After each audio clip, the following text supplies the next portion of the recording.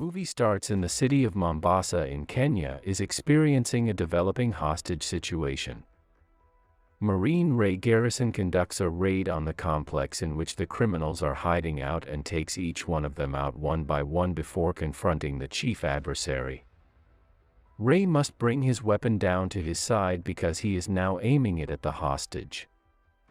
In order to free the hostage, he lures the target into moving his rifle so that he may grab his handgun and shoot at him. This allows him to free the captive. When Ray returns to his house, she is there to greet him. They take pleasure in spending the evening together in solitude before being surprised by intruders later on. After one of the intruders, Martin Axe, uses a tranquilizer to knock Ray out, Ray awakens and makes an effort to fight off the other intruders. Later on, while Axe is pondering the identity of the one who informed him about the situation in Mombasa, Ray comes to while he is still restrained to the chair. When Axe brings out a captured Gina to put pressure on Ray to provide an explanation, Ray maintains that he is unaware of the situation and doesn't know what's going on. Gina is shot in the head with a nail gun by Axe, while Ray insists that he has no knowledge what's going on. Following Ray's resignation and Axe's suggestion that they simply execute him, Ray seems to be shot in the face by Axe. Ray comes to a facility that is used for testing by the company RST. He is made acquainted with the physician and his assistant.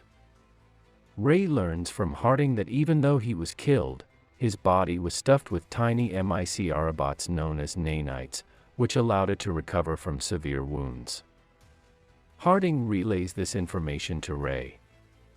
During the time that Harding is showing Ray other soldiers who have RST implants or prosthetics, such as Tibbs, who has an implant that allows him to see everything at once, and Jimmy Dalton, who uses prosthetic legs, KT is getting her own transplant that will assist her in breathing. Jimmy Dalton has prosthetic legs. When Ray puts his new body to the test, he finds out that he not only has a new body, but also possesses superhuman abilities. Ray has a conversation with KT, who is aware of his sentiments of overwhelm brought on by all of these recent revelations and the fact that he does not have a family that is willing to embrace his body. When Ray and Gina are enjoying a drink together, the song "Psycho Killer" by Talking Heads is playing in the background. As a result, Ray is brought back to the time when Axe murdered him and Gina because the song was playing in the background when he was interrogating them. He is beginning to lose his mind, so he utilizes his skill to break into a computer system in order to uncover Axe's location before going to find him. Although Harding makes an effort to thwart Ray, the latter is already on his way to find Axe. He meets Axe and his men in the tunnel where they are hiding and engages them in combat, even after sustaining terrible gunshot wounds during the conflict. Axe acknowledges Ray and begs for his life, but Ray is unmoved and shoots Axe to death. Axe's death is a direct result of Ray's actions. In the morning, Ray makes his way to a specific spot in order to be picked up by KT, Dalton, and Tibbs. After bringing him back to RST and tying him up on a bed, Dalton comes in to irritate him and make the ludicrous claim that Gina isn't actually dead. Ray is knocked out, and Harding makes arrangements for every element, including the hostage crisis and Ray's capture, to be reenacted in a new way because the entire scenario was a fabrication. Ray's capture also takes place in a different manner. They begin performing according to a slightly altered screenplay, but they replace Axe's face with Nick Barry's so that he may play the role of the captor. KT is the only person who disagrees with the idea because she is aware that Ray is being used without his will and she does not like it. After then, a picture of Harding posing with Axe and Barry's illustrates the link that exists between all of them. After going through the motions one more time, Ray goes in search of Barry's while Harding and his team watch and appear concerned. In order for Ray to enter Barry's compound, he gives his permission for the troops of Barry's organization to take him prisoner. Harding, the others, and the surveillance cameras capture Wilfred Wiggins, who works for Barry's, handing over an EMP to Barry so that she might use it on Ray if required. Before he can execute Barry's, Ray attacks and kills his soldiers, but Wiggins presses the EMP button, which knocks Ray down and turns out all the electricity within a 20-mile radius. Wiggins kidnaps Ray and shocks him with a powerful electrical charge in order to reawaken him. He confesses to Ray that he was basically forced to work for Barry's, but he insists that he still wants to be of assistance to Ray. He explains to Wiggins that he had the same memory, only this time the killer's face is different. As a result of the fact that this information is congruent with a report that Wiggins has heard about a hired murderer being deployed, Ray is aware that Harding has been engaging him to hunt down a large number of RST deserters. Wiggins believes that if he looks for Gina, Harding will simply reset his memory and place Wiggins's face on the body of the person who was murdered this time. Wiggins's theory is based on the assumption that Wiggins will find Gina.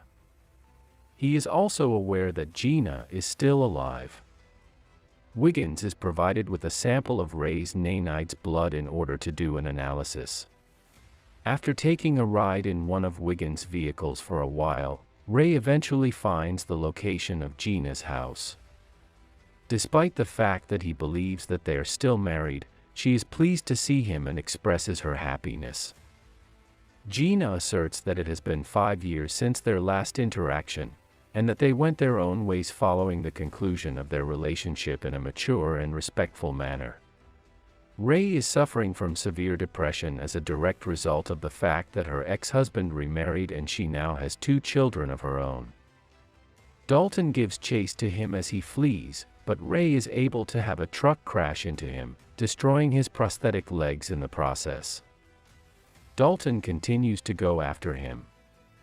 One of Harding's henchmen eliminates Ray, directs KT to go after Wiggins, and even deactivates her breathing device as a means of demonstrating how seriously he views the matter. He does this to show how seriously Harding takes the problem.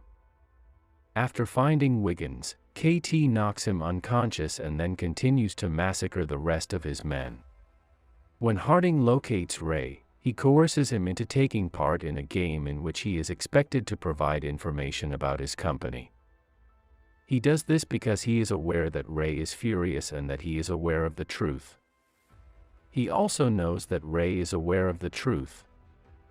Ray claims that he will no longer have control over Harding, but Harding portrays himself as having done what was required and what was advantageous for Ray. Ray asserts that he will no longer have control over Harding. Ray makes a solemn oath that from this point on, he will have no authority over Harding. His dead body is found at RST, which is the area where the nanites are being collected at the moment. When Harding got back to the office, KT informed him that Wiggins had left, so he decided to suspend the process of extracting nanite and send Ray to seek for Wiggins. KT told Harding that Wiggins had left the office. In addition, KT informs Harding that Wiggins has been taken into custody. The hostage situation is reenacted with Ray by Harding, but this time KT is present to step in and assist Ray in comprehending what is actually going on. Harding's goal is to get Ray to realize what is really going on. She confesses that in order to liberate her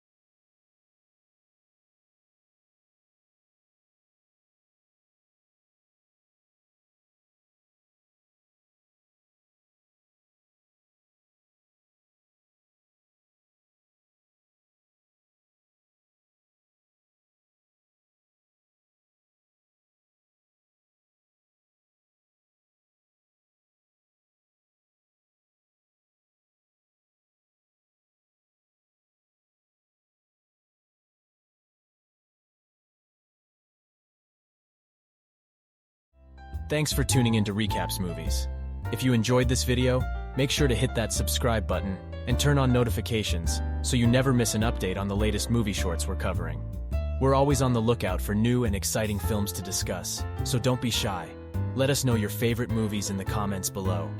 We love hearing from you, and your suggestions help us create the best content possible. Thanks for watching, and we'll see you in the next one.